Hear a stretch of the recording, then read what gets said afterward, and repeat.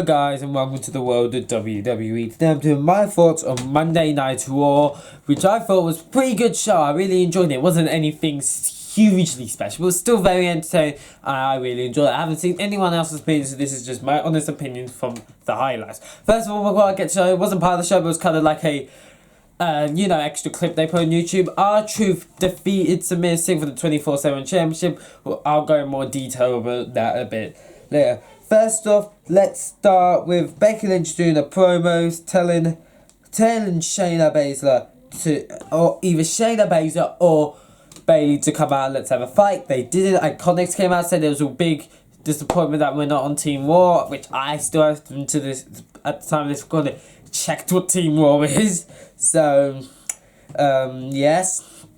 And then Charlotte came out and says, "Don't stop talking about your match. I don't like you, but I've got a match as well, and we're gonna win." And we got the match, which was really good, quite enjoyable. Charlotte Flair and Becky Lynch won. Then afterwards, Shayna Baszler, Marina Shafir, and Gentleman Duke came in there, attacked them. There was a brawl. Then they left. Then Becky Lynch and Charlotte tried running after them.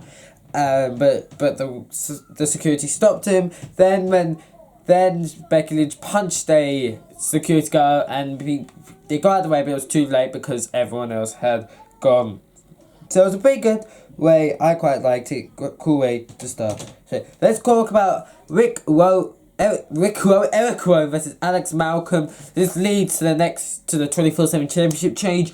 Basically, during this match, the Bollywood brothers or the Singh brothers, whatever they're called, they all got chased by R-Truth, and then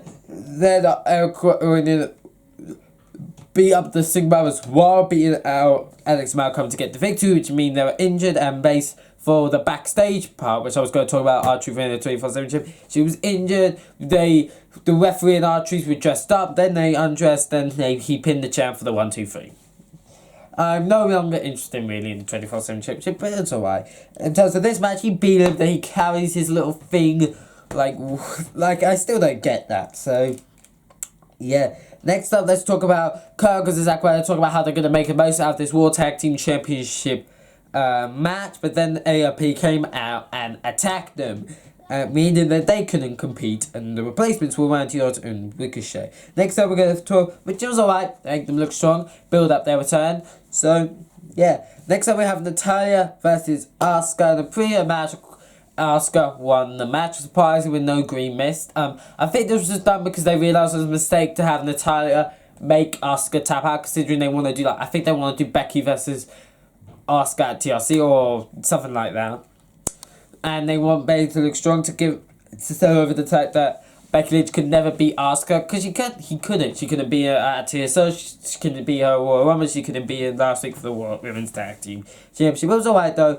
Asuka won the match, did what it needed to do. Next up, Akira Tozawa versus Buddy Murphy in a very good match, very enjoyable.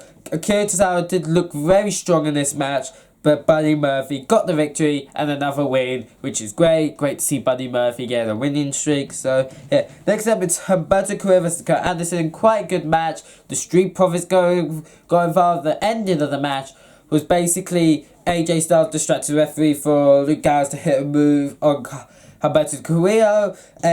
Kurt Anderson rolled up Humberto Carrillo, but the Street Profits, because the ref was still distracted, pushed it over, so Humberto Carrillo was covering Kurt Anderson for the 1, 2, 3. It was a weird match, it was a weird ending. It was kind of done to make Humberto Carrillo look strong, but also not make the tag team champions, the best tag team in the world look weak. So it was alright, nothing special, but I enjoyed it. So, next thing I'm going to talk about is Drew McIntyre versus Kevin Owens. Pretty good, really good match. I was player spots where I thought Drew McIntyre was going to win. There was player spots where I thought Kevin Owens was going to get the victory. So, but the end of the match, I wasn't a fan of. Nobody won the match. Basically what happened was Triple H came in and I assume the match was stopped. There's no video footage here of what happened. Did the match just did they just stop the match? Like, what? So, yeah, then Triple H attempted to lure Kevin Owens in to become the team captain of NXT, and it was very good. Triple H did so many points on how you don't fit the mold, which is why you got fired so many times. That's why Daniel Bryan fired you, Shane McMahon fired you, Kurt Angle fired you. Like, there was so... You did it because you didn't fit the mold of WWE. That's why you're fired so much. And you, at the last time something big, you're the last person to put, before this invasion, to actually put NXT on the match when you put on the mark. But when he attacked John Cena with the NXT Championship, stood over the United States Championship, and stood holding the NXT Championship, saying it's a more important championship. Which I really like this segment. It made a lot of sense. But basically, well, he was talking about how Raw hasn't come out to help me because they don't care. Then Raw came out to help them because, yeah. Then the Undisputed Era attacked Kevin Owens, screwing the whole thing. But it was all really good. I found it very enjoyable. So, yeah, I just did like the transition from the match. From that, like, here's my opinion. If you don't want anyone to lose, don't put the match. Shocking, I know. So, yeah, next thing I'm going to talk about... Seth Rollins versus Andrade in a really good match. Unfortunately, the ending was by disqualification because of the Lucha House Party. I was like, what? The Lucha House Party? Basically, the Lucha House Party attacked Seth Rollins, which I was like, gosh, the Lucha House Party looking strong. Then they came Andrade, they had a bit of a fight. Then Seth Rollins got around the beat of the Lucha House Party. I'm happy now on this show that SmackDown was actually invading ones. It wasn't just NXT invading shows. There was NXT invading shows, but I'm happy it wasn't just that. And they added a bit more to it. So, yeah. And when they beat him up, Andrade, I assume, basically requested that we have a rematch next week to see who the better man is. So everyone's kind of accepted. So it was pretty good. Really liked it. So, yeah. Next up, it was Bobby Lashley versus No Jose. It was mainly the promo. It was basically about how we've officially divorced. Lana and Rusev have officially divorced, and she said you can't be any more than 90 miles from me. I was like, geez, 90 miles. And Bobby Lashley corrected it was like 90 feet, and she was like, oh, haha, I feel so weird when I'm like, it was bad, okay. You did have Rusev to save it. It was just bad. It wasn't even so bad. It was good. It was just bad.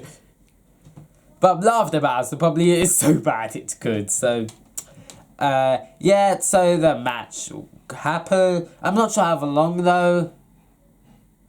So, yeah, I'm not sure how long this band is, but yeah. Next, we of course had the match of Bobby Lashley and No Jose. Bobby Lashley won with this weird, like, Chris Masters, his master lock, that was basically it. And then they kissed really weirdly, and like you would in public. It was so weird. So, like, it wasn't the way you would kiss in public in front of an audience. It was just so weird.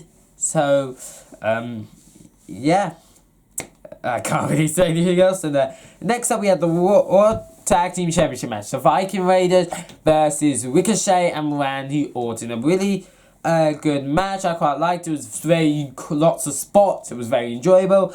Then SmackDown and NXT came in, and there was a brawl. That's kind of had the show injured. Then Triple H on the screen was like, oh, Sunday we'll prove right that we're the A show and stuff. And he said, if this in terms of Wednesday, give it all you got. Give us all you can give us the entire roster, main roster, or no, excuse me, because we're the main roster now. At least you can give the entire roster for Raw and SmackDown and attack them. Just give it all you got. So I think this makes the show more interesting. Like, what are they going to do here? But I have a feeling it's also trying to get a rating boost because NXT is slowly starting to build in ratings, and they want their ratings to beat AEW. To be honest, so do I. So I'm sorry. It's just AEW is just not my thing. There is plenty of great moments with AEW from the highlights and stuff I've seen, like Cody Rhodes' promo, Chris Jericho, like, there is good stuff, but it's just, AEW isn't my thing. I'm more of a WWE person.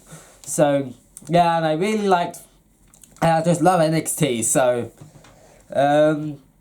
yep, that's pretty much the end of the show. I really enjoyed it. I would give it a 7 out of 10. It was very enjoyable. Never felt boring or even a bit dragged from that video clip. So, yeah, I hope you enjoyed this video. If you did, don't forget to like the video, subscribe to the channel if you haven't yet, turn notifications so you never miss a video. And I'll see you all in the next video. Bye, guys.